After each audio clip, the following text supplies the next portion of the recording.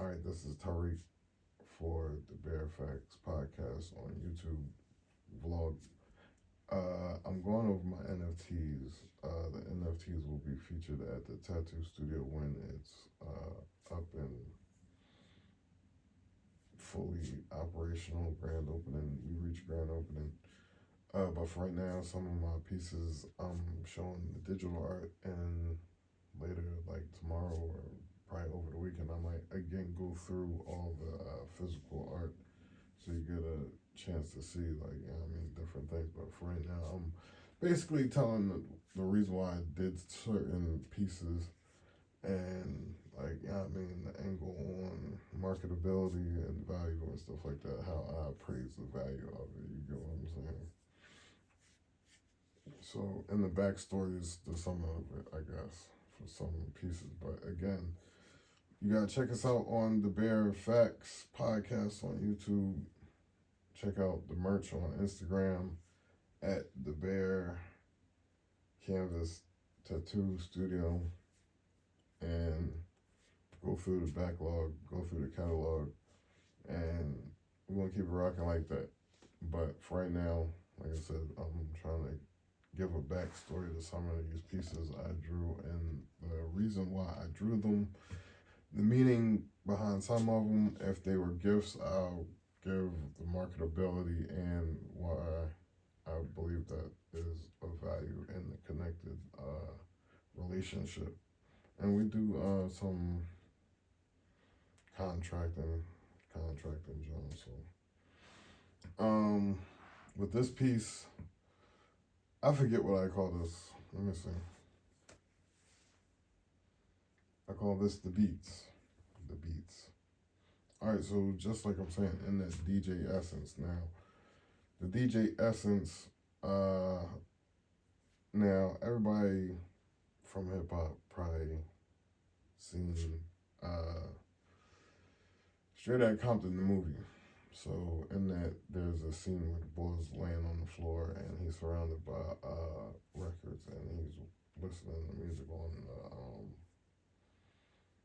the record player. Now, I like that scene because, like, even though, like, I'm just new to playing with the DJ equipment and stuff like that, but even except for, like, earlier forms, but just making mixtapes basically for myself, and then, like, if somebody wanted a copy, I'd make a copy for them or something like that. In the past, and I'm talking about Maxwell days, so if there's a record player, that's day, but still just going through different music, even just to, like, play with the music, play with a set, play with, like, or just really being prepared to host the party. You get what I'm saying? Say you are booked to host a party and they want you for 6 hours. Now it's like, all right, let me pick the banging selection of songs that can rock a party for 6 hours, old, new, whatever, and put them in my digital crates and then rock out. And the good thing about that is, like, and I figure this is what people did back in the day. Like, you could, like, I've seen DJs on YouTube or other news segments or whatever with, like, crates. And when I say crates, I mean, like, storage containers full of the crates and stuff like that. So I know you're not taking that into every fucking gig back then in that era, I guess. But, like, and the digital stuff is still new. Like, to me, like, I know, like I was saying, with other art pieces I did, like, certain things mark certain eras. The Discman, the Walkman, stuff like that. Now everything's digital. I guess that's been the last, 15 years, 17 years? I know Napster was in the 90s, but, like, fully streaming and iTunes and stuff like that.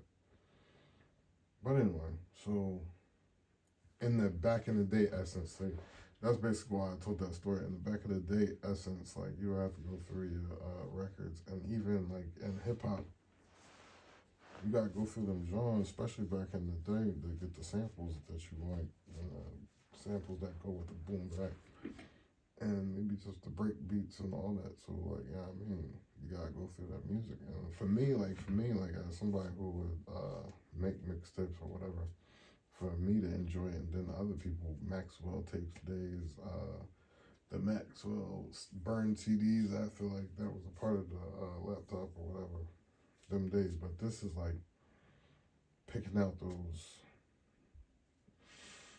If you got the full album, picking out the songs that later become the street anthems, or picking out the songs that are introspective, like burn one down, just chill, vibe, think about some shit. Jones, you get what I'm saying? The Jones that you can just ride to it, got a vibe to it, but it's a ride, chill. You burn one down, and like whether you driving fast, you got that energy rap. That energy rap gets you there, or the octane. But then, like when you cruising, like when you want to do 35, but don't want to stop in traffic, and you don't want to speed up, you don't want to, you got your right music for that. You got your club bangers, like in the party mixes. But in any case, you want to have to be prepared, I feel. That's how I feel. So, if you got mixes like, ahead of time, or you going through the crates, that's like, to me, that's the definition for me, from the essence of when 1978, when hip hop started, going through your mom's 12-inch vinyl, learning how to loop the beats, and do the break beats, do the beats for like, when you use those samples and future songs up until a point. Because like for me, today's music still samples, and I like the samples, that nostalgic feel. But then it's like,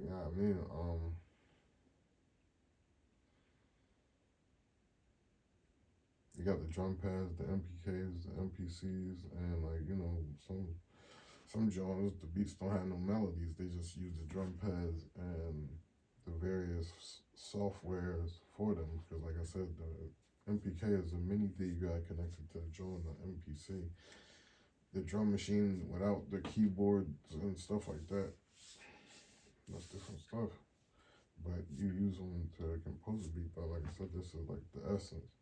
But if you like sampling, you gonna still have to go through different music. And like, I like the concept of sampling, like not the concept of sampling, but I like some of the samples. Like I would pick out, like I'm picking out different samples. Like I'm still saying, I'm still not full blown versed on some shit, but like I know what I want, and I know what I want it to sound like. In some cases, I know who I want to rap on, but probably would never rap on it. But I would still get, like, if it was me and another boy that actually play, I get my ditty on. I get my ditty on. I don't know how I want it to say. I don't play no instruments. Just we gonna get there. You get what I'm saying?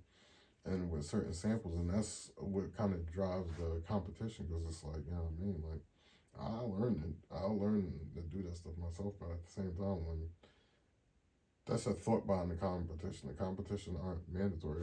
It's a fun thing, but like whatever. The thoughts behind that. But then, like I'm saying, like I know how I want to hear it. So if I describe elements of how I want the sample beat and so, well, how I want the sample used, and you come up with whatever you come up with, and it's like 5 different variations, and see who does the best, that comes close to the, in any case, like, and that's just the beat, and then to get the MC on it, like that's future plans. So, but like I said, there's different stories behind different stuff, and that was another one.